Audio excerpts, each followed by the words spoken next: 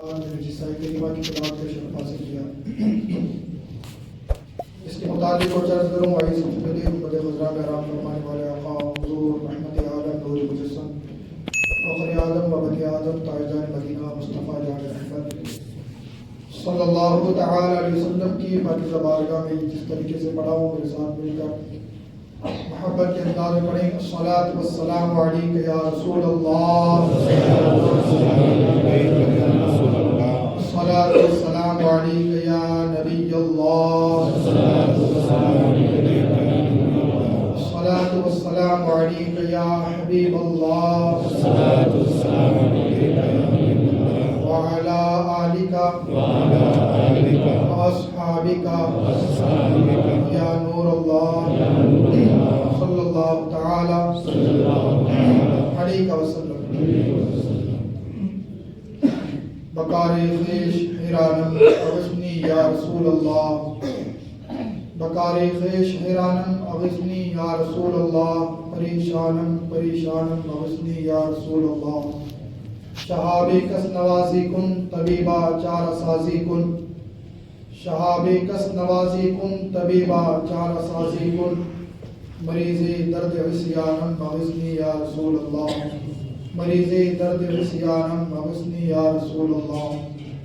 اگر رانی بگر کھانی غلامم انت سلطانی، اگر رانی بگر کھانی غلامم انت سلطانی، دیگر چیزیں نمیدانم اغثنی یا رسول اللہ، دیگر چیزیں نمیدانم اغثنی یا رسول اللہ۔ مدینے پاک کے اندر میری بھی ایک عبادت ہو، مدینے پاک کے اندر میری بھی ایک عبادت ہو، تیرے روزے سے نہ نظراں ہٹاوا یا رسول اللہ، تیرے روزے سے نہ نظراں ہٹاوا یا رسول اللہ۔ سنا ہے آپ ہر عاشق کے گھر تشریف لاتے ہیں، سنا ہے آپ ہر عاشق کے گھر تشریف لاتے ہیں، میرے گھر میں بھی ہو جائے چراغاں یا رسول اللہ، میرے گھر میں بھی ہو جائے چراغاں یا رسول اللہ۔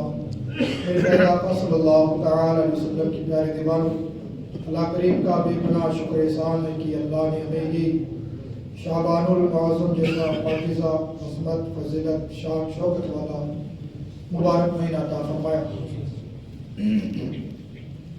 آج اس پاکیزہ مہینے کی 3 تاریخ اور اس تاریخ کے حوالے سے فرمایا گیا 3 تاریخ کو سرکار امام علی مقام سرکار امام حسین رضی اللہ تعالیٰ کی ولادت کی تاریخ، 3 تاریخ بھی بتاتے ہیں، 4 تاریخ بھی بتاتے ہیں اور 5 شعبان المعظم بھی آپ کی ولادت کی تاریخ بتاتے ہیں۔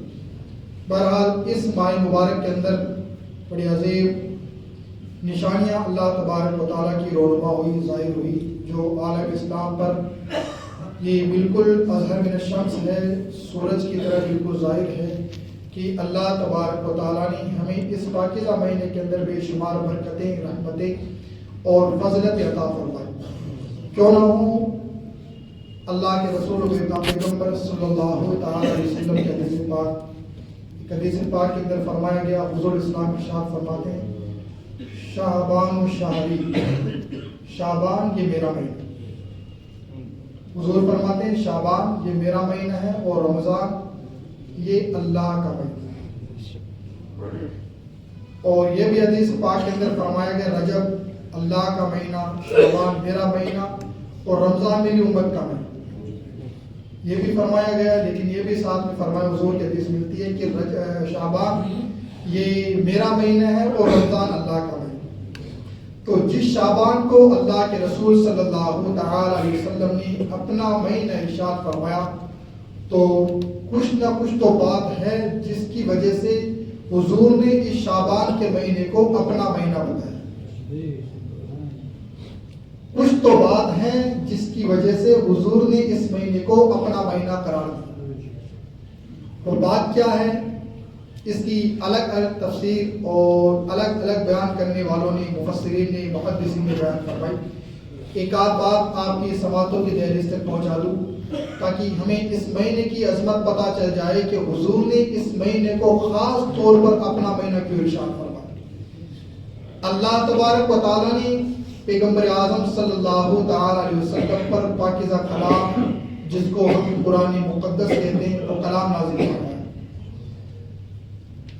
قرآن شریف کا الحمد کی الف سے لے کر کے والناس کی سین تک ایک ایک حرف، ایک ایک زبر زیر پیش نقطہ سب پر ہمارا الحمدللہ ایمان ہے اور مرتے دم تک انشاءاللہ ہمارا ایمان ہے کہ اللہ نے اس پاکیزہ کلام کو حضور پر نازل فرمایا اور اس کلام کی بڑی پیاری تاثیر انسان اس کلام کو جب جانوروں نے سنا تو انہوں نے بھی اپنی پرواز کو روک کر کے سننے پر مجبور ہو گئے. یہ وہ پاکیزہ کلام. لیکن آپ اندازہ فرمائیں حضور نے اس مہینے کو اپنا مہینہ قرار دیا تو فرمایا گیا قرآن مقدس کے اندر ایک ایسی آیت کریمہ ہے کہ جس آیت کریمہ کو ہر ایک بندہ نماز پڑھنے والا جب نماز پڑھ دیتا ہے تو نماز پڑھنے کے بعد میں اس آیت کریمہ کو ضرور تلاوت کرتا ہے. آپ جلسے میں جاتے ہیں، جلسے میں سننے والے سنانے والے ہر ایک بندہ اس آیت کریمہ کی تلاوت کرتا ہے. وہ آیت کون سی ہے؟ اسی پاکیزہ مہینے کے اندر اللہ تبارک و تعالیٰ نے اس پیاری آیت کو نازل فرمایا جس کو ہم ہر نماز کے فرض نماز کے بعد میں پڑھتے ہیں. ان اللہ و ملائکتہ یصلون علی النبی یا ایھا الذین آمنوا صلوا علیہ وسلموا تسلیما. اس آیت کریمہ کو اللہ تبارک و تعالیٰ نے اپنے محبوب پر نازل فرمایا اور اس مہینے کی شان بڑھا دی. اور اللہ تبارک و تعالیٰ نے اس آیت کریمہ کو نازل فرما کر چونکہ ہمیں یہ بتا دیا ہے کہ اسی مہینے کے اندر اللہ تبارک و تعالیٰ نے اپنے شان کے مطابق خود بھی فرشتوں کو بھی اور مومنوں کو حکم دے دیا ہے کہ لوگوں میں بھی اپنے محبوب پر اپنی شان کے مطابق رحمتیں نازل کرتا ہوں، درود بھیجتا ہوں. میرے فرشتے بھی بھیجتے ہیں اے مسلمانوں تم بھی میرے محبوب کی بارگاہ میں اس مہینے کے بعد سے درود بھیجنے لگے. یہ خاص آیت کریمہ اللہ تبارک و تعالیٰ نے اس پاکیزہ مہینے کے اندر نازل کی. اور پھر کیا ہوا؟ اس مہینے کو اللہ تبارک و تعالیٰ کے پیغمبر نے اپنا مہینہ شمار فرمایا، اپنا مہینہ قرار دیا. اس کی دوسری وجہ کیا ہے؟ دوسری وجہ یہ ہے کہ بعض بیان کرنے والوں نے بیان فرمایا کہ 14 شعبان المعظم، بعض نے کہا کہ 16 شعبان المعظم، بعض نے کہا 15 شعبان المعظم. بہرحال تاریخ کے اندر اختلاف ہو سکتا ہے لیکن بات اسی مہینے کی کہ جب اللہ کے نبی صلی اللہ تعالی علیہ وسلم مسجد قبلتین کے اندر نماز عصر یا نماز ظہر اپنی صحابہ کو پڑھا رہے تھے، آپ امامت فرما رہے تھے، تو اسی مہینے کی 14 یا 15 یا 16 تاریخ کو آپ عصر کی یا ظہر کی نماز کے اندر بار بار آسمان پر نگاہ اٹھا کر کے اپنے چہرے انور کو آسمان کی طرف ارشاد فرما رہے تھے. آپ چہرے انور کو آسمان کی طرف اٹھا رہے تھے اور دل میں تمنا کر رہے تھے کاش کہ اللہ تبارک و تعالیٰ اس بیت المقدس سے مجھے کعبہ معظمہ کی طرف گھما دے. بے شک کعبہ معظمہ کی طرف گھما دے، جس کعبے کو میرے جد کریم جناب حضرت ابراہیم علیہ نبی علیہ السلام، حضرت اسماعیل علیہ السلام نے جو اپنے مبارک ہاتھوں سے تعمیر فرمایا تھا، جس کے اندر دنیا کے پہاڑوں کے پتھر بھی لگے ہوئے ہیں اور جس کعبے کے اندر جنت کے پتھر بھی لگے ہوئے ہیں، اس کعبے کی طرف اللہ تبارک و تعالیٰ کاش کہ مجھے گھما دے. جب حضور کی یہ منشا، یہ تمنا جب ظاہر ہوئی تو اللہ تبارک و تعالیٰ نے اسی مہینے کے اندر اور اسی نماز کے اندر اللہ تبارک و تعالیٰ نے قرآن کے اندر نازل آیت فرما دی کہ میرے محبوب بار بار ہم آسمان کی طرف تمہارا منہ اٹھانا دیکھ رہے، ہم عنقریب اس کعبے کی طرف تمہیں گھما دیں گے جدھر تمہاری رضا اور تمہاری منشا ہوتی ہے. خدا کی رضا چاہتے ہیں دعا، خدا چاہتا ہے رضا محمد صلی اللہ علیہ وسلم. تو اسی مہینے کے اندر اللہ تبارک و تعالیٰ نے بیت المقدس کی طرف بیت المقدس سے اللہ تبارک و تعالیٰ نے حضور کو کعبے کی طرف منہ کر کے نماز پڑھنے کا حکم عطا فرمایا.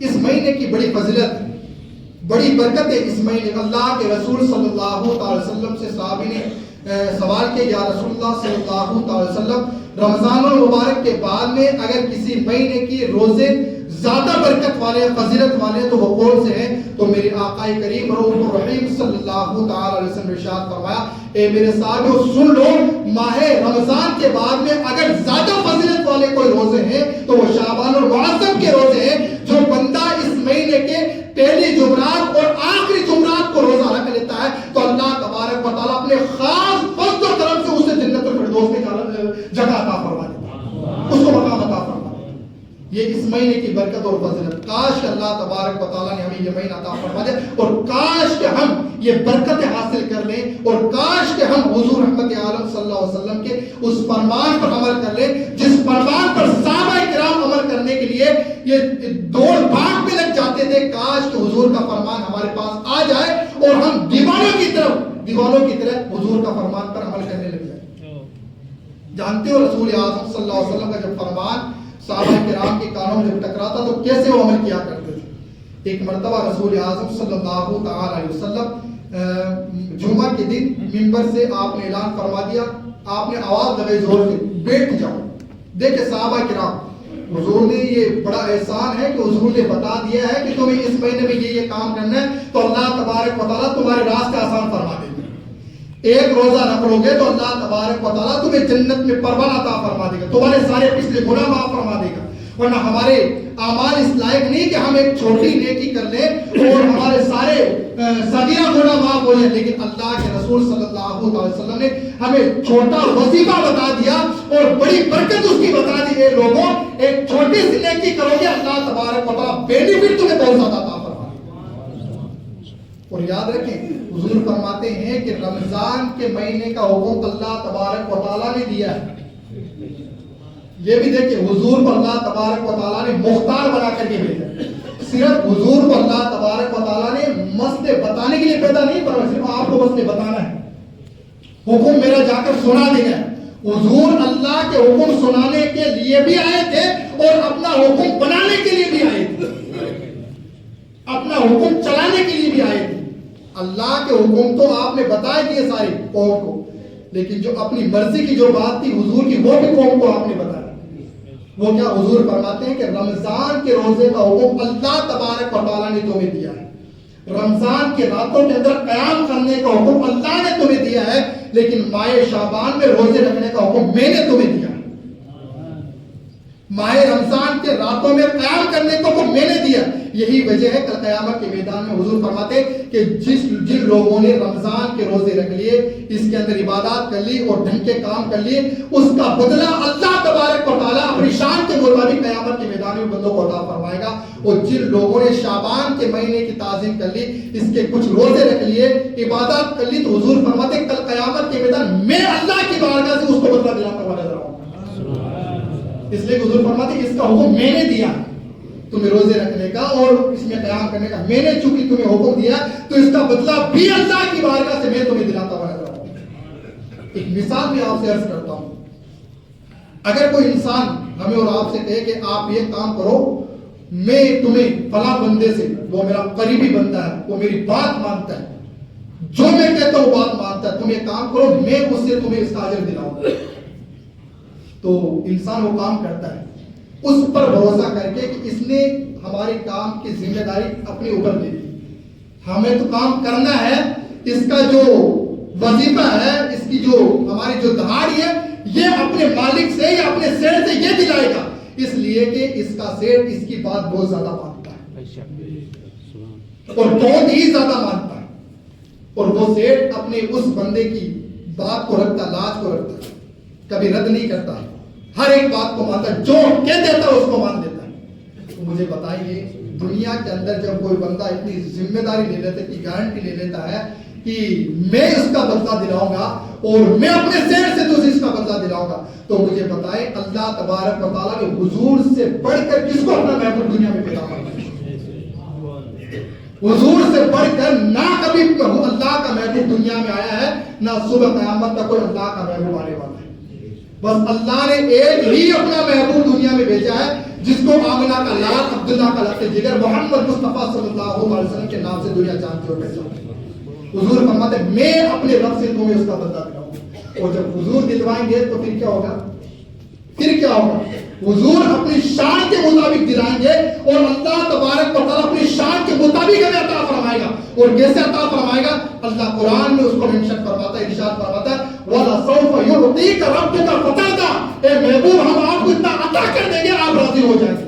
اور حضور فرماتے ہیں میں اس وقت تک راضی نہیں ہوں گا جب تک کہ میرا ایک ایک امتی جو جہنم میں چلا گیا ہے، اللہ تبارک و تعالیٰ اس کو جہنم سے نکال کر کے جنت کا پروانہ نہیں عطا فرماتا۔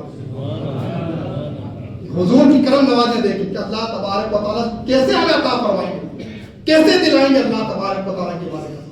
حضور فرماتے ہیں جو بندہ اس مہینے میں اور اللہ کے رسول صلی اللہ علیہ وسلم، حضرت ام سلمہ رضی اللہ تعالیٰ عنہ اس حدیث کے راوی ہیں، وہ فرماتی ہے کہ میں نے رسول اعظم صلی اللہ علیہ وسلم کو کسی مہینے میں 2 مہینے میں اتنے زیادہ روزے رکھتے ہوئے نہیں دیکھا سوائے شعبان اور رمضان کے اندر۔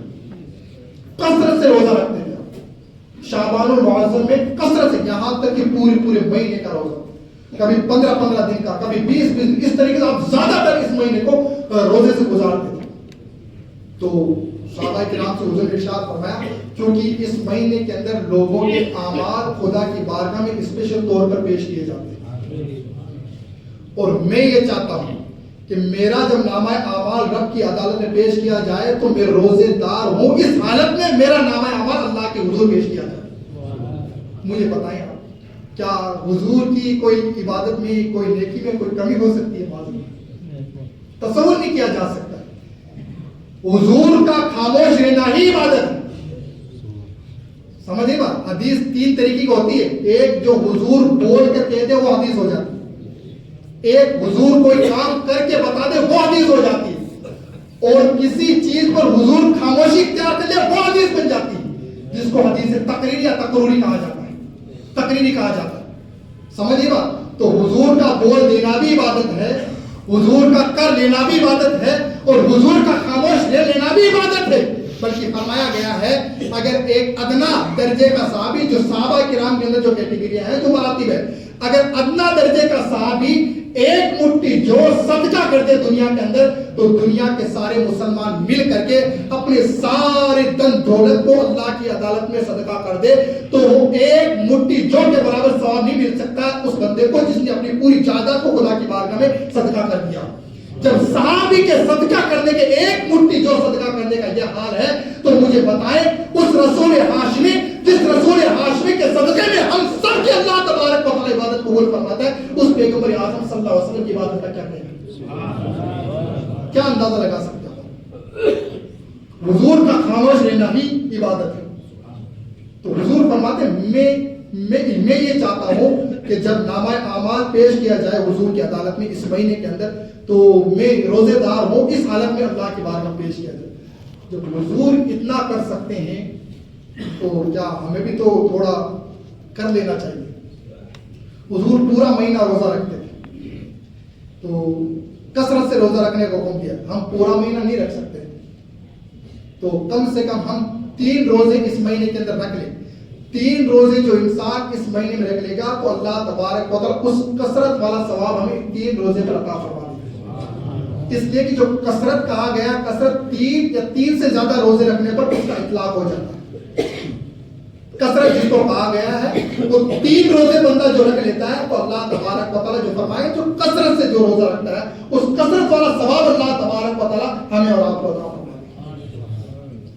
حضور اس مہینے کے روزے اس لیے رکھا کرتے تھے تاکہ آنے والا جو پاکیزہ مہینہ ہے نا، جس میں ہم بڑی شان سے اللہ کے حضور آ کر کے اپنے آپ کو پیش کر دیتے ہیں، اس رمضان المبارک کے آنے کی وجہ سے اس کے استقبال کے لیے اللہ تبارک و تعالیٰ اس پورے مہینے کے روزہ رکھا کرتے تھے کہ وہ عظمت والا مہینہ آنے والا ہے، وہ برکت والا مہینہ آنے والا ہے، وہ شان شوکت والا مہینہ آنے والا ہے کہ جس مہینے کے آنے سے اللہ تبارک و تعالیٰ سارے لوگوں پر اپنی رحمت کے دروازے کھول دیتا ہے، برکتوں کے دروازے کھول دیتا ہے۔ اس سے بڑھ کر بات کیا ہو سکتی ہے؟ حضور فرماتے ہیں لوگوں تم اس مہینے کی قدر کر لو، اللہ تبارک و تعالیٰ تمہیں زمین پر بھی عزت عطا فرمائے گا اور زمین میں بھی عزت عطا فرمائے گا۔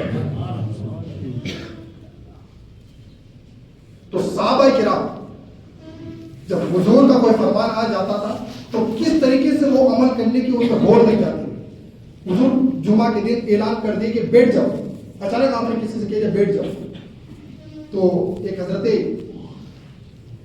زید بن حارثہ رضی اللہ تعالیٰ وہ کہتے ہیں میں مسجد کے باہر تھا، گھر سے باہر نکلا ہی تھا جمعہ کے لیے، میری کانوں میں حضور کی آواز پہنچی تو میں وہیں بیٹھ گیا۔ دیکھیں حضور کے فرمان پر عمل کرنے کا جذبہ دیکھے صحابہ کیا، حضور نے ہمیں اتنی حدیثیں دے دی کہ بندو اس مبارک مہینے کے اندر یہ کرو، صدقہ کرو، توبہ کرو، استغفار کرو، خدا کی عدالت میں رو گڑ گڑاؤ، اپنے گناہ کی توبہ کرو، اپنے آپ کو اس مہینے میں پاک صاف کر لو۔ حضور فرماتے ہیں کہ مہینہ طہارت والا ہے، پاکیزگی والا ہے. اس مہینے کو پالو تو اپنے آپ کو پاک صاف کر لو تاکہ آنے والے مہینے کے اندر اللہ تبارک و تعالیٰ تمہیں برکتیں ہی برکت عطا فرمائے. یہ مہینہ طہارت والا پاکیزگی والا ہے. اگر ہم سے جانے انجانے میں کوئی خطائیں غلطیاں کوتاہیاں ہو گئی ہے تو یہ مہینہ اللہ نے یہ اس مہینے کو آپ یوں ہی نہ سمجھے یہ بڑی برکت والا مہینہ. حضور فرماتے ہیں یہ وہ مہینہ ہے کہ جس مہینے کے اندر اللہ تبارک و تعالیٰ نے مجھے یہ شان عطا فرمائی ہے کہ اللہ بھی مجھ پر فرشتے بھی مجھ پر درود بھیجتے ہوئے نظر آتے. اس سے بڑھ کر کیا ہو سکتا ہے. تو حضور نے کہہ دیا کہ بیٹھ جاؤ. تو حضرت زید بن عاصم کہتے میں گھر سے نکلا تھا میرے کانوں کی آواز ٹکرائی تو میں وہیں بیٹھ گیا. حضرت انس بن مالک رضی اللہ تعالیٰ کہتے ہیں میں مسجد کے اندر یوں ہو رہا تھا جیسے حضور نے فرمایا بیٹھ جاؤ تو میں جہاں لوگ اپنی جوتی چپل کھولتے وہیں پہنچا تھا اور وہیں میرے کان تک آواز تو میں وہیں بیٹھ گیا. ایک ساتھ اور فرماتے ہیں میں جیسے ہی مسجد کی دیوار کے قریب آیا تو مجھ تک حضور کے فرمان پر میں وہیں بیٹھ گیا. جمعہ ہو گیا نماز ادا کر لی لوگوں نے تو حضور نے پھر تینوں صحابوں سے بلایا اور بلانے کے بعد آج جمعہ میں کہاں تھے. دیکھیں آپ صحابہ کرام کا جذبہ دیکھیں آپ. ہم تو قرآن بھی ہمارے سامنے پیش ہوتا ہے حدیثیں بھی پیش ہوتی ہیں ہم ادھر سے سنتے ادھر سے نکال دیتے. ارے یار رمضان شریف آ گیا ہمیں اب کی مرتبہ پہلی شب کو کہاں جانا ہے 23ویں شب کو کہاں جانا ہے 25 پہلے سے ہمارا پلان ہو جاتا ہے. جب حضور یہ پلان کرتے تھے جیسے ہی اس مہینے کا چاند نظر آتا رجب کا چاند نظر آتا اللہ کی بارگاہ میں دعا کرتے اللہم بلغ لنا اللہم بارک لنا فی رجب و شعبان و بلغنا رمضان. اے اللہ ہمیں رمضان کے شعبان کے اندر اور رجب کے اندر برکت عطا فرما اور ہمیں ماہ رمضان تک پہنچا. حضور کی پلاننگ تو یہ ہوا کرتی تھی صحابہ اکرام کو لے کر کے اور ہماری پلاننگ یہ ہوتی ہے فلاں سیری ہمیں کہاں کرنی فلاں افطاری ہمیں کہاں کرنی. یہ ہمارے نوجوانوں کو طریقے حضور کے طریقے کو اپنا لو انشاءاللہ تبارک و تعالیٰ دنیا تمہارے قدم چومتی ہوئی نظر آئے گی. دنیا اپنے دلوں کے اندر تمہاری محبت بٹھاتی ہوئی نظر آئے گی کہ محمد سے وفا تو نے تو ہم تیرے ہیں. یہ جہاں چیز کیا لوہ قلم تیرے ہیں ہمیں کرنی ہے شہنشاہ بطحا کی رضا جوئی وہ اپنے ہو گئے تو رحمت پروردگار اپنی. حضور کے فرمان پر عمل کر لو اللہ کے احکام پر عمل کر لو انشاءاللہ تبارک و تعالیٰ جو ہمارا خواہ و وقار ہے اللہ تبارک و تعالیٰ ہمیں واپس عطا فرمائے. تو کہ حضور نے فرمایا اے زید بن حارثہ تم کہاں تھے. کہا سرکار میں نماز پڑھنے کے لیے آ رہا تھا آپ کا اعلان میرے کانوں تک لگا کہ بیٹھ جاؤ. میں وہیں بیٹھ گیا. تو حضرت انس بن مالک سے پوچھا تم کہاں تھے. کہا سرکار میرے بھی کانوں میں آواز پہنچی کہ بیٹھ جاؤ. میں بیٹھ گیا. جوتے جہاں لوگ جوتے چپل کھولتے وہاں تک پہنچا اور کان تک میری آواز آئی میں وہیں بیٹھ گیا. دوسرے صحابی سے پوچھا تم کیوں نہیں. کہا حضور میرے کان میں بھی آواز پہنچی تو میں بھی وہیں بیٹھ گیا. تو حضور نے فرمایا کہ میں نے تم کو تو نہیں کہا بیٹھنے کی. ایک بندہ جمعہ میں کھڑا ہو گیا تھا اس کو میں نے کہا تو بیٹھ جاؤ. کہا سرکار آپ نے نام لے کر کے نہیں کہا کس کو بیٹھنا. ہمیں سوچا ہمیں ارشاد فرماتے ہم نے تو حضور کا فرمان سنا اور عمل کرنے لگے. یہ دیکھیں آپ ایک طرف جمعہ ان کا چھوٹا ہے دوسری طرف حضور کے عمل پر حضور نے یہ نہیں کہا تم نے بہت بڑا گناہ کر دیا. وہ اپنی جگہ پر صحیح تھے کیوں تو جو انہوں نے حضور کے فرمان پر یہ عمل کر دیا تو اللہ تبارک و تعالیٰ نے ان کو یہ مقام عطا فرما دیا کہ جو صحابی جتنی نیکیاں کریں گے چھوٹی سے چھوٹی نیکی کریں گے اللہ تبارک و تعالیٰ ان کو پوری دنیا کے مسلمانوں سے زیادہ ان کو ثواب عطا فرمائے. حضور کے وہ دیوانے تھے وہ پروانے تھے وہ شمع کے پروانے تھے جس شمع کے اندر دھواں نہیں ہے اور جس پھول کے نیچے کانٹے نہیں ہے. میرے امام فرماتے وہ کمال حسن حضور ہے کہ گمان نقص جہاں نہیں یہی پھول خار سے دور ہے یہی شمع کے دھواں ہے. وہ تو کچھ شمع کے پروانے تھے انتظار کرتے تھے کب حضور کا فرمان آ جائے اور کب ہم عمل کریں. وہ تو اس پھول کے آس پاس رہا کرتے تھے جس پھول کے پاس کانٹا نہیں ہوا کرتا. دنیا کا کوئی پھول ایسا نہیں جس کے کانٹے نہیں. ہر پھول کے اندر کانٹا ہے لیکن وہ آمنہ کا ایک ہی پھول ہے جس کے اندر اللہ تبارک و تعالیٰ نے کانٹا پیدا نہیں فرمایا. رحم ہی رحم محبت ہی محبت پیار ہی پیار پیدا فرمایا. اس محمد ہاشمی صلی اللہ علیہ وسلم کا فرمان مان لے اپنے دلوں میں بٹھا لے اپنے کان میں بٹھا لے اپنے دلوں میں جگہ دے انشاءاللہ تبارک و تعالیٰ اس مہینے کی اللہ برکت بھی میں عطا فرمائے گا. ماہ مبارک جو آنے والا پاکیزہ مہینہ ہے اس کی بھی اللہ ہمیں برکت عطا فرمائے گا. حضرت ابو ذر غفاری رضی اللہ تعالیٰ جب اسلام لے کر کے نہیں آئے ایک دن ان کے دل کے اندر یہ لگن پیدا ہوئی کہ مجھے بھی حضور کا دیوانہ بن جانا چاہیے مجھے بھی اس سچے مذہب کو اپنا لینا چاہیے مجھے بھی اسلام کا دامن پکڑ لینا چاہیے مجھے بھی اس ایک خدا کے سامنے جھکنا چاہیے جس خدا نے تمام دنیا کو پیدا کرنا. مجھے بھی اس محمد عربی صلی اللہ علیہ وسلم کا کلمہ پڑھ دینا چاہیے جس محمد کی زبان پر کبھی جھوٹ نہیں آیا. دل میں لگن پیدا ہوئی. آپ گئے حضور کے پاس. اس وقت حضور حضرت ارقم رضی اللہ تعالیٰ کے گھر میں لوگوں کو تبلیغ فرما رہے تھے, صحابہ کرام کو دین پڑھا رہے تھے, سکھا رہے تھے. آپ وہاں گئے اور جانے کے بعد حضور کے قدموں بیٹھ گئے. کہا یا رسول اللہ صلی اللہ علیہ وسلم, میں دین قبول کرنے کے لیے, اسلام سمجھنے کے لیے اور آپ کا کلمہ پڑھنے کے لیے آئے. رسول اعظم صلی اللہ علیہ وسلم نے ارشاد فرمایا, اے ابو ذر ایک بات کو جان رکھنا, کلمہ پڑھنے کے بعد لوگ تمہاری مخالفت کریں گے, تمہارے دشمن ہو جائیں گے, تمہارے راہ میں کانٹے بچھائیں گے, تمہیں برا بھلا کہیں گے. اے ابو ذر تو بھی محمد کے کہنے میں آ گیا, اپنے باپ دادوں کے دین کو تم نے چھوڑ دیا وغیرہ وغیرہ وغیرہ. حضور نے کہا تمہیں تانے دین سننے کو ملیں گے, لیکن اپنے دل کو مضبوط رکھنا, اپنے دل کو. ابھی وہ صحابی بنے نہیں ہیں. حضور کی تھوڑی سی دیر کیا آپ کو معیت مل گئی ہے, کیا حضور کی صحبت مل گئی ہے, تھوڑی سی دیر کی صحبت نے حضرت ابوذر غفاری کی دنیا ہی, دل کی دنیا ہی بدل دی. ابھی تک وہ صحابی ابھی باتیں ہو رہی ہیں بس. کہا دل کو مضبوط رکھنا, لوگ کچھ بھی کہیں, دامن اسلام مت چھوڑنا اور کبھی اس سے پھرنا مت, مرتد مت ہو جائے. کہا یا رسول اللہ میں نے آپ سے وعدہ کر لیا, میں نے آپ سے وعدہ کر لیا, نہیں پھروں گا. کچھ بھی کہے زمانہ کچھ بھی کہے, کچھ بھی ہو جائے, میں ٹس سے بس نہیں ہوگا. اسلام کا دامن میں نے پکڑ لیا ہے. آپ کا میں نے کلمہ پڑھ لیا, سو پڑھ گیا بس. اب دنیا ادھر کی ادھر ہو جائے, میں نے اب اسلام کا دامن نہیں چھوڑا, میں نے آپ کا کلمہ اب نہیں چھوڑنا. بس ہمیشہ زبان پر یہ جاری رہنے والا ہے. سانس چل رہی ہے تب بھی لا الہ الا اللہ محمد رسول اللہ, سانس نکلے گی تب بھی لا الہ الا اللہ محمد رسول اللہ. یہ کلمہ جاری رہنے والا, چاہے دنیا کچھ بھی کرے. آپ کلمہ پڑھ کر کے دار ارقم سے باہر نکلے. باہر نکلنے کے بعد ایک صحابی مل گئے, کیونکہ اس وقت مسلمانوں کی تعداد کم تھی, تو چھپ چھپ کر عبادت کیا کرتے تھے. تو صحابی نے کہا کہ ابو ذر کہاں جا رکھا, محمد عربی صلی اللہ علیہ وسلم کے پاس جا کے آئے ہوں اور میں نے بھی اسلام قبول کر لیا اور محمد عربی کا کلمہ پڑھ لیا. تو انہوں نے کہا ایک مشورہ دیتا ہوں. جو صحابی ان سے ملے, کہا ایک مشورہ دیتا ہوں, اس کو دھیان میں رکھنا. کہا کیا؟ کہا ابھی جا کر کے اپنی کلمے کا اعلان مت کر دینا, اپنی عبادت کا اعلان مت کر دینا. لوگ تمہیں دشمن بن جائیں گے, تمہارے خلاف لوگ کھڑے ہو جائیں گے, تمہیں ماریں گے, پیٹیں گے, دشمن تمہارے کھڑے ہو جائیں گے. تو انہوں نے کہا تمہارا مشورہ تو اچھا, لیکن تمہارا مشورہ معلوم نہیں. مشورہ تو تمہارا اچھا ہے لیکن معلوم نہیں. کہا کیوں؟ کہا ابھی ابھی میرے محمد عربی صلی اللہ علیہ وسلم سے وعدہ کر لیا, کچھ بھی ہو جائے, جان جائے تو جائے, لیکن اس زبان سے جو کلمہ پڑھ لیا ہے لا الہ الا اللہ محمد رسول اللہ, اب اس کو یہاں پر بھی میں بلند کرتا ہوا نظر آؤں گا, اور مکے کی ایک ایک گھاٹی کے اندر اللہ کا اس کلام کو اور محمد عربی صلی اللہ علیہ وسلم اس کلمے کو بلند کرتا ہوا نظر آؤں گا. ان کے نثار کوئی کیسے ہرنج میں ہو, جب یاد آ گئے ہیں سب غم بلا دی. وہ دیوانے تھے حضور کی, وہ پکے دیوانے تھے, وہ سچے دیوانے تھے. ایک صاحب کسی بزرگ کے پاس آئے, کہا مجھے کچھ نصیحت کر دو, مجھے اپنا دیوانہ بناؤ. انہوں نے کہا کچھ نہیں, بس تمہیں ایک ہی ذکر کرنا, لا الہ الا اللہ محمد رسول اللہ.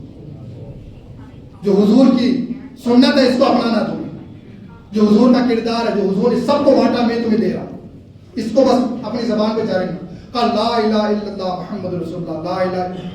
اس کلمے کو اتنا پڑھنا, اتنا پڑھنا, اتنا پڑھنا, اتنا پڑھنا, اڑتے بیٹھتے سوتے جاتے, یہاں تک کہ جب تمہاری جھانکنے کا عالم ہو جائے تو تمہیں کوئی آ کر یہ نہ کہے اے بندے دنیا سے جا رہے ہو کلمہ پڑھ لو, تمہیں کہنے کی نوبت نہ آئے تمہارا وہ رٹا ہوا کلمہ آخری وقت بھی تمہاری زبان پر لا الہ الا اللہ محمد رسول اللہ تمہاری زبان پر جاری ہو اور روح قبض کرتی چلی جائے. اس کے بعد میں اللہ تبارک و تعالیٰ کی آیت کے تمہیں مصداق بنتے چلے جاؤ, یا ایتھا النفس المطمئنہ ارجعی الی ربک راضیۃ مرضیہ فادخلی فی عبادی وادخلی جنتی. اے نفس مطمئنہ چل اس رب کی طرف جس رب کی طرف جانے سے اللہ بھی تم سے راضی ہے, تم اللہ سے راضی ہو, میرے نیک بندوں میں شامل ہو جاؤ, میری جنت کے اندر داخل ہو. حضور کے فرمان کو مان لو ساتھیوں, حضور کے فرمان کو ماننے میں ہی ہماری بھلائی ہے. ہم نے سب کچھ مانا, کہیں نہیں بنا. حضور کی مان کے دیکھیں, اللہ کی مان کے دیکھ, انشاءاللہ تبارک و تعالی ہماری دنیا میں بیڑا پار ہوتا ہوا نظر آئے گا, آخرت میں بیڑا پار ہوتا ہوا نظر. اللہ کریم کی بارگاہ میں اللہ تبارک و تعالی ہم سب کو کہنے سننے زیادہ ہم نے خیر کی توفیق عطا فرمائے.